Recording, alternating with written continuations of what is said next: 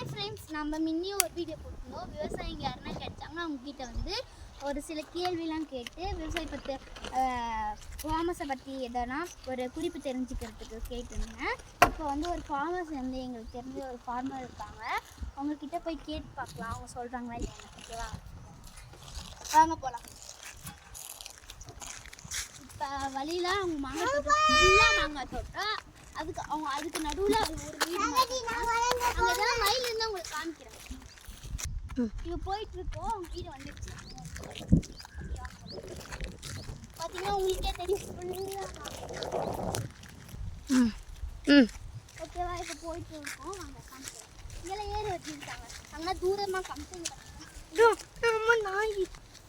இப்போ ஏர்லாம் ஓட்டிருக்காங்க. இப்போ உங்களுக்கு நல்லா பார்த்தாலே தெரியும். அந்த பக்கம் பார்த்தீங்கன்னா கோதுமை இருக்கு. கேவரு சாரி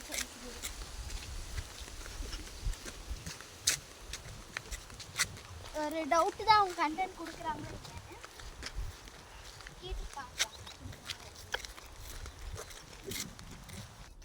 ஓகே, இப்போ வந்து அவங்கள கூப்பிட்டோம். அவங்க வந்து நம்மளுக்கு கண்டென்ட் கொடுக்குறேன்னு சொல்லிட்டாங்க. இப்போ அவங்க கிட்ட போய் கேட்பான். வந்து இந்த செடி வளர்த்துக்கு இந்த மண்ணெல்லாம் எப்படி வளர்ப்பீங்க? இதெல்லாம் எப்படி பண்ணுறீங்க? இது வந்து விவசாய நிலமா. ஃபஸ்ட்டு வந்து டிராக்டர் வச்சு உழுவோம். அப்புறமா ஃபஸ்ட்டு 5 கலப்பில் விட்டால் நல்லா ஆழமாக புழுதி ஆகும். அப்புறமா ரொட்டேட்டர் வச்சு இந்த மாதிரி நைஸாக புழுதி பண்ணிப்போம். இப்போ இது கத்திரி விவசாயம் பண்ணுறதுக்காக நாங்கள் மாட்டு வச்சு கெட்டை போட்டு வச்சுருக்குறோம். இப்போ அடுத்து இதில் கத்திரி பயிர் பண்ண போகிறோங்க. இந்த செடிக்கு என்னென்ன உரம்லாம் போடுறீங்க? நாங்கள் அதிகமாக ரசாயன உரம்லாம் பயன்படுத்துறதில்ல. எங்களுதே விவசாய நிலம், எங்களது ஆடு மாடெல்லாம் இருக்குது. எங்களது இயற்கையாக வந்து ஆட்டு உரம், மாட்டு உரம் இதெல்லாம் போடுவோம்.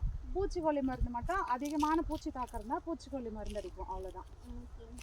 இதை பற்றி இன்னும் ரகசியம் எதனா இருக்கா எனக்கு இந்த செடி வளர்க்குறதுல?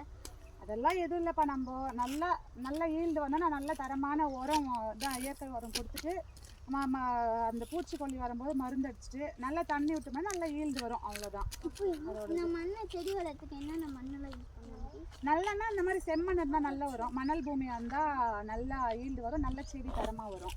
ஏன் தொட்டியில் வச்சா அது நிறைய வளர மாட்டேங்குது? தொட்டிலனா எப்படி சொல்கிறது, அதுக்கு வந்து தாராளமாக வேர் போகிறதுக்கு வந்து நல்ல இட வசதி நல்லா தேவை. அதிகமான இப்போ நம்ம விவசாய நிலத்தில் தண்ணி விட்டோம்னா அதுக்கு தேவையான இதுவை மட்டும் எடுத்துட்டு, நம்ம தொட்டினா அதுக்கு போதிய இடம் கிடைக்கிறது இல்லைல்ல, அதனால் அது ஈல்டு வந்து கம்மியாக வரும்.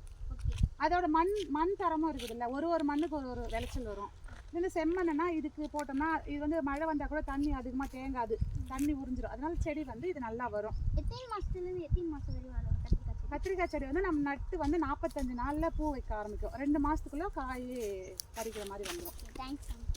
ஓகே, நம்ம கேட்டாச்சு. இந்த வீடியோ மாதிரி இன்னும் நிறைய அப்டேட்ஸ் வேணும்னா நம்ம சேனலை சப்ஸ்கிரைப் பண்ணிக்கோங்க.